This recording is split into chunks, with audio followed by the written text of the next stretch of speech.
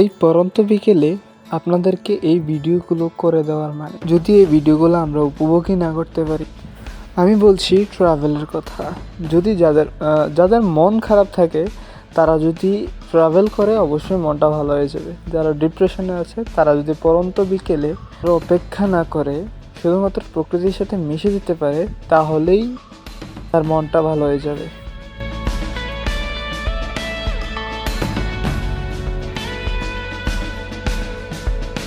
আগামীকালকে আপনারা ভিডিও পাবেন কেন আমি সবসময় আকাশেরই ভিডিও দিই, পাশাপাশি আমি কি করি, এই ভিডিওগুলো কোথা থেকে কালেক্ট করা হয়, সব কিছুই ইনশাআল্লাহ বিইজনিল্লাহ।